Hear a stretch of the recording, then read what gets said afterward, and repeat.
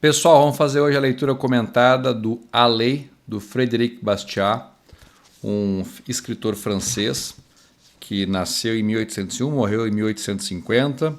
Em 1848, apenas 2 anos antes de morrer, ele acabou se elegendo deputado na França.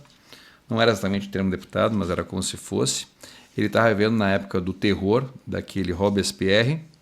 E esse aqui vai ser o nosso segundo livro de leitura comentada. Queria agradecer o Roberto Tomasetto, que me deu o livro, e o próximo leitura comentada vai ser o As 6 Lições de Mises. Lembrando que eu vou fazer também aqui alguns comentários da visão estatista, ou seja, eu sou um liberal, mas quando eu for comentar aqui, eu vou comentar as impressões que eu vejo que muitos vereadores, colegas meus, acabam tendo e o que baseia eles mais ou menos para votar alguns projetos de lei, trazendo então aqui a visão estatista de por que ele se comporta da maneira que comporta. Basicamente, ele faz uma introdução aqui dizendo que a lei foi pervertida. A lei, que tinha uma função originalmente, acabou se deturpando e mudando a razão pela qual ela existe, e ela acabou se tornando como se fosse uma ferramenta de opressão contra o cidadão.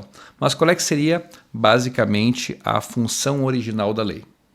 Basicamente seria o direito natural da vida, liberdade e propriedade, que também são os pilares do liberalismo. Vida, não preciso nem dizer, todos nós temos direito à vida, é um direito natural.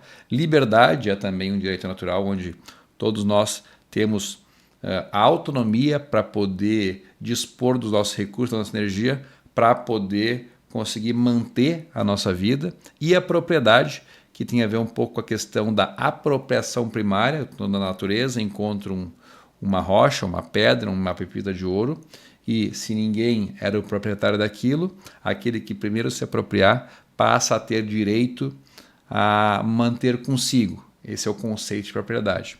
E esses 3 direitos básicos são os pilares do direito natural.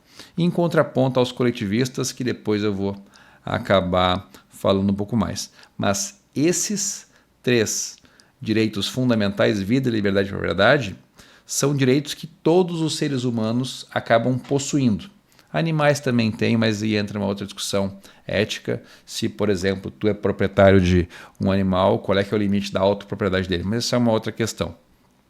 Mas, se todos os seres humanos têm direito aos 3 pilares do direito natural, a vida, a liberdade e a propriedade, poderia esses indivíduos se juntarem em coletivos para que, na coletividade, o coletivo defendesse esses direitos naturais. Então, poderia um grupo de indivíduos se especializar, por exemplo, trabalhando com marcenaria, com plantação, com fabricação de ferramentas, armas, e alguns deles, de maneira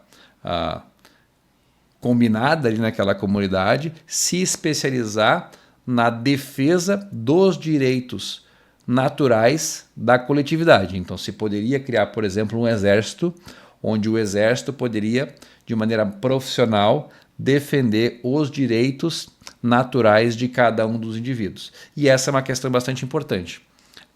Poderia este exército, com poderes delegados, agir contra o direito natural dos seus indivíduos, vida, liberdade e propriedade? Não, porque a organização da coletividade só poderia atuar na defesa dos princípios que deram origem à coletividade que se juntou para defender os princípios básicos. Então, não poderia um exército formado para defender os princípios fundamentais de vida, liberdade e propriedade deturpar do uso dessa força para fazer um uso diverso daquele que era originalmente tratado pela sociedade. O problema é que os legisladores, os reis, os imperadores, as teocracias utilizam-se inicialmente da delegação de poderes dos indivíduos, de vida, liberdade e propriedade, para fazer essa defesa de maneira coletiva, para depois passar a oprimir a população que delegou esses poderes para o soberano, para a coletividade através de uma democracia, algo nesse sentido. Então, essa seria a perversão da lei. E é um conceito bastante interessante, porque as pessoas acham que lei é justiça. Existe uma confusão entre o que está na lei é justo, o que é justo está na lei. Mas Esse era o conceito original da delegação de poderes do indivíduo para o coletivo pela defesa dos direitos fundamentais. Mas os legisladores, os imperadores, os reis deturparam a lei e passaram a utilizar a população que delegou essas responsabilidades como se fosse um gado de onde eles extraem riqueza, energia, pessoas para compor exército, e essa deturpação da lei é basicamente a deturpação da lei que o Frederic Bastiat acaba citando nos escritos dele. Ele fala que a vida é um dom divino e ele chama esses 3 princípios básicos de vida, liberdade e propriedade de personalidade, liberdade e propriedade, mas basicamente é algo nesse sentido. Por isso que ele fala: o que é, então, a lei? É a organização coletiva do direito individual de legítima defesa. Cada um de nós recebeu, de maneira certa na natureza de Deus, o direito de defender a sua pessoa, a sua liberdade e a sua propriedade, pois esses são 3 elementos constitutivos ou conservadores da vida. Elementos que se complementam entre si e que não podem ser compreendidos um sem o outro. Afinal, o que são nossas faculdades senão um prolongamento da nossa personalidade? E o que é personalidade senão um prolongamento das nossas faculdades? Se cada homem tem direito de defender, mesmo por meio da força, a sua pessoa, a sua liberdade e a sua propriedade, muitos homens têm direito de concentrar-se, de entender-se e de organizar uma força comum para promover regularmente essa defesa. O direito coletivo, portanto, tem seu princípio, sua razão de ser, sua legitimidade no direito individual. A força comum racionalmente não pode ter fim e emissão diversa daquele que as forças isoladas, às quais ela substitui, têm. Assim como a força de um indivíduo não pode ser legitimamente utilizada para atentar contra pessoas, a liberdade e a propriedade de outro indivíduo, pelo mesmo motivo, a força comum não pode ser legitimamente aplicada para destruir a pessoa, a liberdade, a propriedade dos indivíduos ou das classes. Essa perversão da força estaria, portanto, num caso como no outro, em contradição com as nossas premissas. E se tu for para pensar, toda lei que existe hoje, ou 99% das leis que existem hoje, estão em contradição com a premissa original.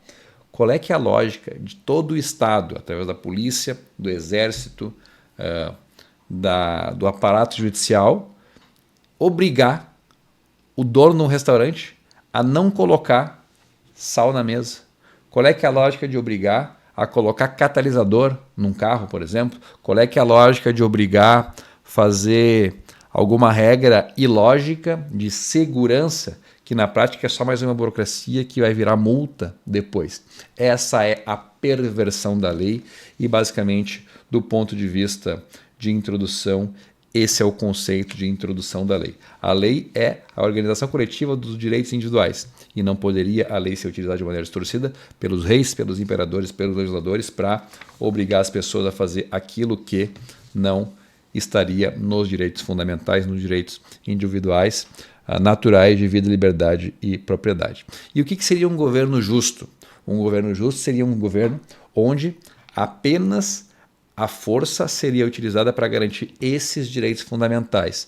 E um governo injusto seria aquele que perverteria a lei para passar a obrigar os indivíduos a fazer aquilo que não estava na ordem original. Então agora a gente já sabe que existe uma perversão da lei, onde o direito individual projetado no coletivo deveria garantir os direitos individuais, mas ao invés de defender, por exemplo, a propriedade dos cidadãos, utilizando os exércitos que tiveram esse poder delegado, o Estado passa a utilizar dos exércitos para expoliar a riqueza dos cidadãos que lhe delegaram poderes. Então, passa-se a exigir pagamento de tributos, impostos, taxas, a título de proteção através da lei, ou seja, a perversão da lei utiliza o direito coletivo de modo distorcido para obrigar os cidadãos a pagar impostos, pagar taxas, pagar tributos aos legisladores, aos imperadores, aos reis, às teocracias. E as pessoas que agora têm a sua riqueza roubada pelo Estado são as vítimas da expoliação legal. Daí fica a grande pergunta aí que muitos libertários falam: imposto é roubo? Sim, é roubo. A diferença é que uma está prevista em lei e a outra não está prevista em lei. Qual é que é a diferença entre um bandido que rouba parte da tua riqueza sem o teu consentimento?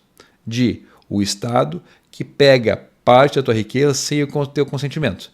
Basicamente só porque está escrito num papel que ele tem o direito de fazer isso. Então, as pessoas que, a partir da perversão da lei, têm a sua riqueza retirada contra a sua vontade, são as vítimas da expoliação legal. E qual é que é o problema da expoliação legal? Basicamente, o problema da expoliação legal é que ele apaga na consciência da população a noção do que é justo ou é injusto. Quando a lei e a moral estão em contradição, o cidadão se encontra na cruel alternativa de ou perder a noção de moral ou perder o respeito à lei. E isso é bem verdade, porque ao longo do tempo a gente vai se acostumando com a perversão da lei por achar que o que está na lei é justo, que as maiores barbaridades e atrocidades passaram a acontecer. Assim, aconteceu na história da humanidade que uma lei injusta foi sancionada como justa e passou, inclusive, por exemplo, a fazer uma das maiores mazelas da história da humanidade, que foi escravizar pessoas. Ou, como nós temos ainda hoje, reservar monopólios a aqueles que têm uma relação promíscua com o governo. E o monopólio é uma forma de expoliação também, porque retirando a liberdade de competição, parte do lucro desse empreendedor que dorme com o governo é um lucro legítimo, mas parte dele acaba vindo como se fosse de uma forma de imposto, porque existe como se fosse uma simbiose entre o Estado, o governo e as empresas que se beneficiam com a retirada de competidores do seu nicho. Isso acontece, por exemplo, quando tem um setor altamente regulado. As grandes empresas, por ter um corpo técnico grande, por ter justamente essa relação com o governo, acabam conseguindo cumprir as regulamentações absurdas, enquanto os pequenos players acabam sendo bastante prejudicados. E lá no passado, quando ele escreveu esse livro, em 1840 e poucos, os votantes, as pessoas que tinham direito a votar, eram um percentual pequeno da população, cerca de 25%, 1 em cada 4. Ou seja, as pessoas que faziam a lei faziam de modo a expoliar a maioria que não podia votar em benefício de uma minoria que podia votar. E quando a população começou a se dar conta de que elas estavam sendo exploradas através dessa expoliação legal, elas começaram a demandar para poder aumentar o direito ao voto. O que acabou acontecendo, na verdade, foi que essa expoliação, que ela era de uma grande maioria de pessoas para uma minoria de pessoas, ela começou a se tornar uma expoliação de todos contra todos, ou seja, todos passavam a utilizar das leis para poder roubar através da imposição de regras os demais em benefício de todos os outros. E existe aqui, ele até fala, a questão de 3 grandes grupos de expoliação. A expoliação de poucos que expoliem muitos, de todos que expoliem todos e que ninguém expolie ninguém. O poucos expoliem muitos é, por exemplo, quando tu tem um reino, onde o rei acaba trazendo a riqueza da maioria das pessoas para um pequeno grupo de beneficiados. A expoliação de todos por todos é, por exemplo, o que nós temos no Brasil, é, por exemplo, o que nós temos no socialismo, é o que acaba levando as sociedades ao fracasso. E a terceira forma de expoliação é aquela que ninguém expolia ninguém. Seria como se fosse o retorno à questão dos princípios básicos da vida, liberdade e propriedade. É óbvio que esse é o melhor. Cada um fica com o fruto daquilo que produz, sem nenhum tipo de perversão da lei em benefício de castas de grupos privilegiados. Mas, infelizmente, isso é uma dificuldade que, na sociedade moderna, a gente acaba não conseguindo encontrar exemplos práticos. Mas o que é a lei na prática? Eu sei que tu já entendeu o conceito de direito individual com reflexo no direito coletivo da organização da força de modo coletiva a proteger os direitos individuais. Mas, na prática, a lei é imposição de força. É um policial punindo alguém, é um policial prendendo alguém. Só que a lei se baseia em dois conceitos do direito. Tem o direito negativo e o direito positivo. Eu sei que é difícil porque até pouco tempo atrás eu achava que ler a lei e ler era tudo igual, mas a lei tem conceitos diferentes. Basicamente, as leis de direito negativo caracterizam-se por atos negativos, pela abstenção do Estado ou de terceiros no sentido de não violar os exercícios de direitos inerentes ao indivíduo, como divulgar ideias, opiniões, informações, e tem outros casos de não violar a tua vida, a tua liberdade e a tua propriedade. Então, direito negativo é o teu direito de alguém não te violar na tua vida, na tua liberdade e a tua propriedade. E o direito positivo, por outro lado, é aquele onde o Estado te obriga, te impõe fazer algo. Pode ser pagar imposto, pode ser servir exército, pode ser, por exemplo, levantar do banco do ônibus para que outra pessoa possa sentar, pode ser pagar imposto para contratar um professor, para que alguém possa ter direito a ter escola.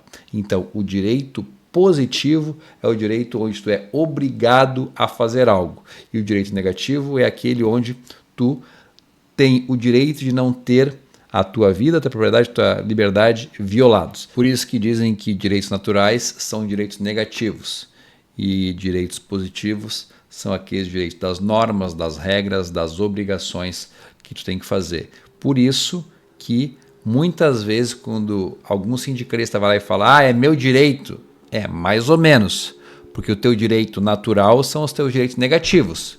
Quando tu fala meus direitos, tu está clamando que alguém obrigue outra pessoa a fazer algo para ti porque está escrito num papel. Não é que seja justo, é porque está num papel que tu tem esse direito. Então, dá para entender, inclusive, que existe um conceito diferente de justiça. Justiça são direitos negativos e direitos positivos são direitos de papel onde supostamente o Estado precisa obrigar outras pessoas a fazer alguma coisa para que outras pessoas possam ter aquele direito de papel. Agora que tu percebeu que existem leis negativas, que são basicamente as leis naturais, e leis positivas, que basicamente são regras, normas e imposições onde as pessoas são obrigadas a fazer algo em virtude da lei, deu para perceber que nem toda lei é justa. Por exemplo, não é justo que eu pague impostos para sustentar os servidores públicos. Não é justo que eu seja obrigado a fazer coisas que foram inventadas da cabeça do legislador, não necessariamente para fazer algo que seja importante em prol da coletividade. Essas leis positivas, muitas vezes, na maioria das vezes, são regras inventadas que não fazem o mínimo sentido ou que muitas vezes foram criadas para um propósito no passado que agora já não faz o mínimo sentido. Por exemplo, de lei positiva. Tem que carimbar em 3 vias a cópia autenticada do RG de não sei o que para poder fazer a conta de água. Isso é uma lei positiva. É uma obrigação que está na lei que sem a qual tu não consegue, por exemplo, transferir o nome da titularidade da água. Então, é uma lei positiva. Outra lei positiva. Tu é obrigado a servir o exército por 1 ano. Se fosse um direito natural, tu não seria obrigado a fazer algo. Como é um direito positivo, tu é obrigado a servir o exército por aquele período. Muitas outras leis de direito positivo que as pessoas acham que são justas, que na verdade foi invenção do legislador. Tu tem que andar com o papelzinho verde de rodagem do veículo, senão tu vai ter o teu veículo apreendido. Mas é importante para a segurança. Sim, agora o Estado te dá um PDF e te obriga a imprimir para ter o papel físico no carro. Ou seja, não vale aquele que está dentro do celular em PDF. Tu tem que imprimir o que está dentro do celular para levar junto do carro, senão tu pode ser multado. São regras criadas da cabeça do legislador que não fazem o mínimo sentido, que são obrigações. Caso tu não faça essas obrigações, essas leis positivas impostas, tu acaba podendo sofrer algum tipo de sanção. Espero que tenha ficado bem entendido qual é que é a diferença entre lei negativa e lei positiva. E, em cima da lei positiva, existem os regimes políticos e regimes econômicos. Por exemplo, o socialismo ele é um regime baseado inteiramente na lei positivada. Tudo dentro do socialismo é controlado pelo Estado. Tudo é controlado através da lei. Não tem nada que tu possa fazer dentro do socialismo que não seja algo imposto pela organização central, pela coletivização dos meios de produção e também de toda a organização social. A mesma coisa acontece no comunismo. Um pouco menos do que isso é as democracias, onde só é obrigado em virtude da lei. Então, tudo é permitido, exceto que a lei proíba. Ou seja, a lei positiva ela atua no sentido de fazer com que algumas coisas seja obrigado a se abster em função de uma lei positivada, colocada no papelzinho, escrito pelo legislador iluminado. Agora eu te pergunto, vamos dar um exemplo. Eu sou um vereador aí com 36 anos. Eu escrevi algumas leis aqui em Porto Alegre. Todas as leis que eu escrevi são leis positivadas, são leis de obrigação. No meu caso, eu tento diminuir um pouco a intervenção estatal. Eu tento revogar leis para diminuir essa expoliação, para diminuir essa obrigação, mas muitas vezes acaba não sendo possível. Então, o que eu tento fazer para, como se fosse subverter a lógica da punição por sobre o cidadão, é de vez obrigar o cidadão a algo, de vez positivar na lei algo que traga mais obrigações para o cidadão, eu tento positivar regras para o Estado, ou limitando o poder do Estado, ou tentando, por exemplo, gerar obrigações que são benéficas para o cidadão. E eu tenho um exemplo agora que eu lembro de cabeça. Por exemplo, a lei positiva aqui no município de Porto Alegre obrigava que para te transferir titularidade de água, através do DEMAI, que é o órgão municipal de água aqui de Porto Alegre, era necessário ter a escritura do imóvel. Acontece que muitas pessoas não têm escritura do imóvel. E a água é um recurso essencial à vida. A nossa Constituição diz que ela é um bem essencial. Como é que poderia tu limitar o acesso de um cidadão a um bem necessário para a vida, que é um direito natural de dignidade humana para a pessoa, porque a pessoa não tem a escritura de uma casa? Não faz o mínimo sentido. Então, eu positivei na lei do município de Porto Alegre que o cidadão poderia exigir do Estado, ou seja, era um direito positivo contra o Estado, de que a titularidade da água não precisaria ficar necessariamente na escritura do imóvel. Poderia ser vinculado, por exemplo, ao CPF ou CNPJ de uma pessoa, de uma empresa. Então, eu utilizei o princípio da lei positiva para positivar uma obrigação a favor do cidadão contra o Estado. Então, é somente aí uma forma de exemplificar uma questão de uma lei positiva que foi benéfica ao cidadão. Mas a maioria das leis positivas elas são coercitivas com o cidadão ou limitadoras da liberdade do cidadão. Basicamente, toda lei que tu lembrar na tua cabeça vai ser lei positiva. Vai ser pagar imposto, vai ser levar documento, vai ser qualquer coisa no sentido de obrigação trabalhista, qualquer coisa no sentido de direito civil, direito, enfim, de contratos. Basicamente, tudo é lei positiva. Lei escrita no papel que te obriga a fazer algo. E por que o socialismo é tão atraente do ponto de vista da lei positiva? Porque todos gostam de ouvir que terão serviços grátis.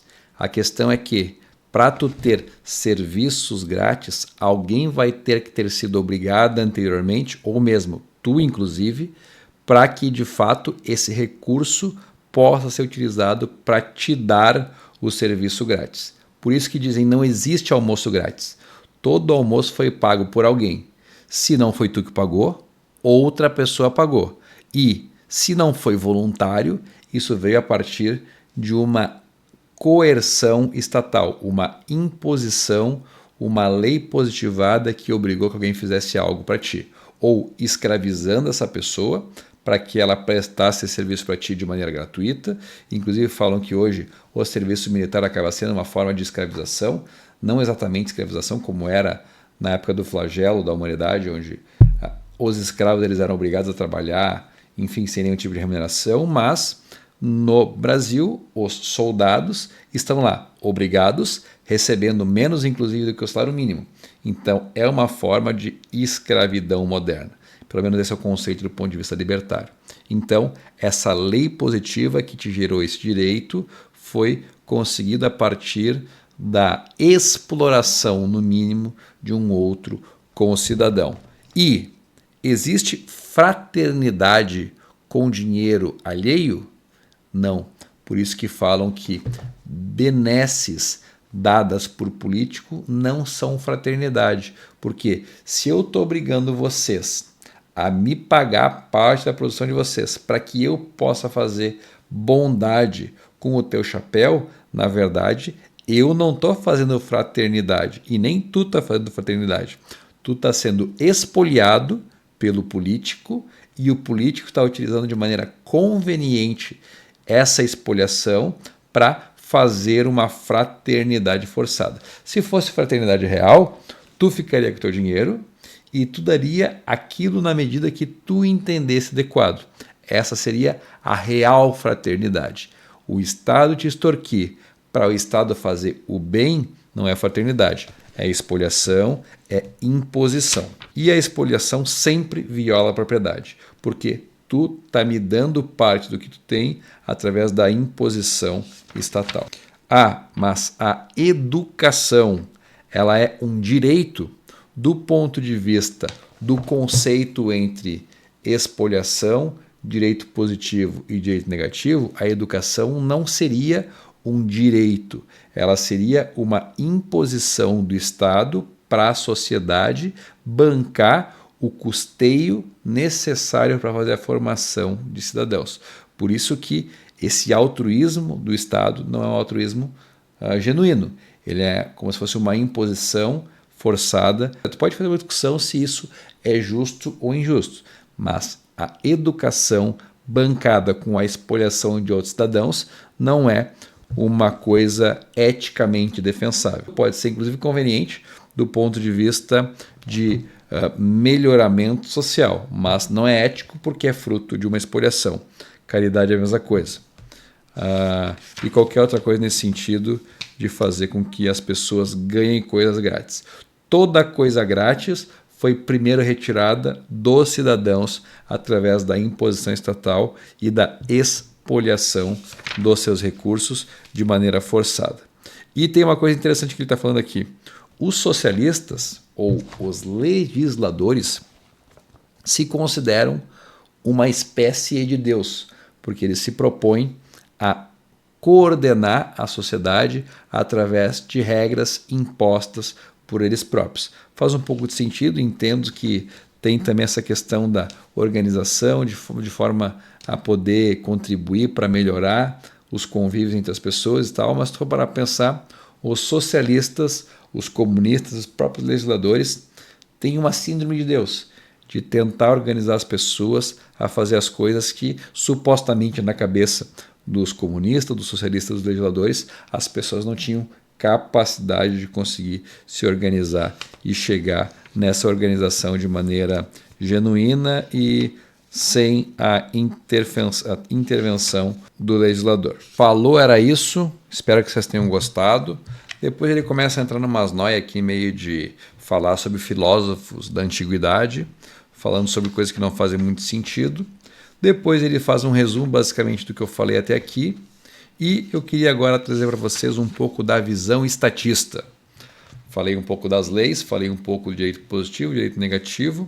E eu pergunto agora para vocês, no que vocês acham que os vereadores, os deputados pensam quando eles vão votar alguma coisa? Tu acha que eles pensam se esse direito ele vai ferir a questão do direito positivo de modo a obrigar as pessoas a fazer alguma coisa? Vocês acham que eles se baseiam somente nas leis eticamente defensáveis do direito natural, do direito negativo? Ou tu acha que eles usam outros critérios? Por exemplo, querem o mal da humanidade e querem matar todo mundo. Ou eles pensam em coisas muito mais bobas e que no fundo não fazem o mínimo sentido? A resposta é, eles pensam em coisas muito mais bobas que no fundo não fazem o mínimo sentido. Por exemplo, Quando vem votar qualquer lei, tu acha que eles leem ou eles olham, esse cara aqui costuma votar sempre comigo, eu vou votar a favor, porque daí ele não vai ficar bravo comigo e daí quando eu precisar ele vai votar comigo também no futuro. Infelizmente, muitos dos projetos são assim. E na verdade as pessoas que não votam desse jeito acabam sendo prejudicadas. Por quê? Vou dar um exemplo. Eu costumo votar contra o que eu chamo de lei trouxa.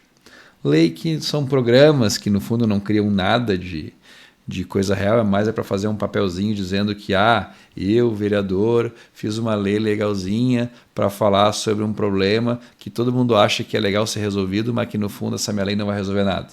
Eu costumo votar contra esse tipo de lei. Voto sempre contra imposto, voto sempre contra novas burocracias e muitas vezes a lei que é a imposição da força, no fundo, limita o direito natural do cidadão. Então, toda lei que coloca uma nova obrigação, eu voto contra. Toda lei que cria um programa bonito para dizer que olha só quanta virtude eu tenho, eu voto contra. Toda lei que cria despesa que não faz sentido, costumo votar contra. Então, o que acontece? Os vereadores que botam essas leis, quando vem eu votando contra, eles não pensam, o Gessé votou porque eticamente, dentro da filosofia política dele, essa lei vai contra os ideais que ele defende e vai contra o que os eleitores dele querem que ele vote. Obviamente eles não pensam assim. O que eles pensam? O Gessé é um pau no cu que sempre vota contra os meus projetos. Então ele vai ver, eu votar contra o projeto dele. Pensa, os vereadores que não dominam ideologicamente os temas, não se elegeram porque são liberal, porque são libertário, porque são eventualmente conservador, porque são não sei o quê. Muitas vezes se elegeram por causa de um nicho eleitoral. Ou foi a causa animal, ou foi um sindicato, ou foi uma causa LGBT, ou foi Bolsonaro, ou foi segurança pública, ou foi qualquer coisa. Essas pessoas não dominam a ideologia e elas querem aprovar os projetos delas. Então, o que elas buscam fazer? Não estou dizendo que é errado, eu acho errado, mas não estou dizendo que elas estão intrinsecamente erradas. Elas pensam, vou votar a favor dos projetos do coleguinha para eu poder ter essa carta na manga e ele poder votar nos meus projetos também. E, cara, tem gente que toda semana tem lei. Eu vou te falar, as leis mais condenadas do ponto de vista social, são as que menos atrapalham a sociedade. Por exemplo, lei que cria nome de rua, lei que cria dia de comemoração, lei que cria título de alguma coisa, cidadão, homenagem, isso, aquilo.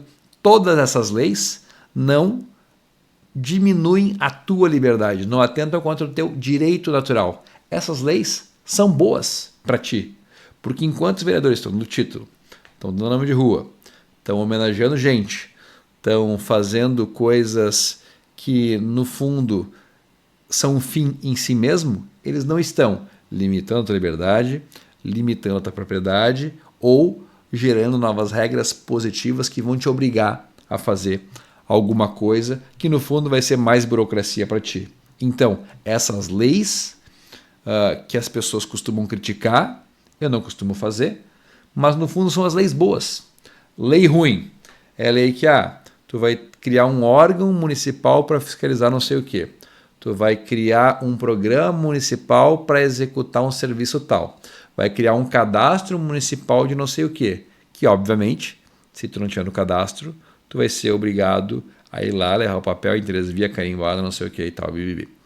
E tem uma coisa que as pessoas não dão bola dentro dessas leis, que são leis mais bobas e que são, embora boas porque ocupam os vereadores fazendo projetos que no fundo não vão atrapalhar a vida das pessoas, tem uma outra questão que eu não costumo trabalhar, mas que quem não tem sente falta. Vereador é quem dá nome de rua. E tu já experimentou morar numa rua sem nome, não receber correspondência, não poder ligar água, não poder, agora pode pela questão da lei do CPF, mas não podia ligar água, tu não recebe, tu não consegue abrir conta em banco, porque tu não tem um endereço para indicar. Então, essas leis bobas, às vezes, são as melhores leis que os legisladores fazem porque enquanto eles estão fazendo essas leis, eles não estão criando regras socialistas, comunistas ou social-democratas para, no fundo, regrar como é que vai ser a tua vida. Então fica aqui o flexionamento. Espero que vocês tenham gostado. Não se esqueçam de curtir, comentar, compartilhar. Seguir aqui o canal. Esse é o meu segundo vídeo, o vídeo sobre a lei do Frédéric Bastiat. Alguns recados para encerrar. Eu atualmente sou o presidente estadual do Instituto Arpia Brasil. Ele se propõe a ser o maior movimento de direita no Brasil. Tem por objetivo fazer ações civis públicas, entrar com um projeto de lei de iniciativa popular nos municípios, no estado, na União. O presidente nacional é o Vitor Hugo, major que foi líder de governo no governo Bolsonaro, concorreu a governador pelo estado de Goiás, e o Bolsonaro é o presidente de honra nacional.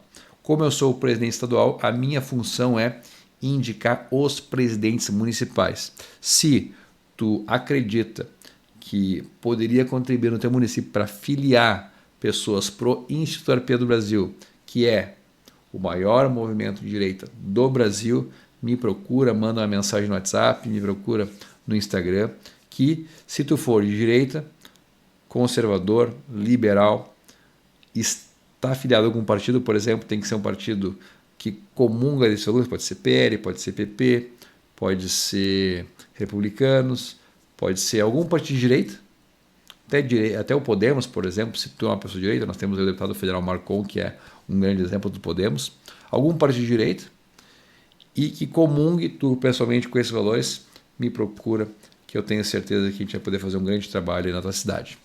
Tamo junto. Quando o Bolsonaro vier para o Rio Grande do Sul, quem for membro do Instituto Arpia vai poder participar de uma reunião com ele, e esse aí é toda a remuneração que a gente precisa para poder ser feliz aí com esse instituto. Então eu agradeço a todos, espero que vocês tenham gostado do vídeo, e qualquer coisa, comenta aí para mim o que tu diz, o que tu achou desse meu vídeo, o segundo vídeo do nosso canal Selecionados Libertários, com pitadas de visão estatista.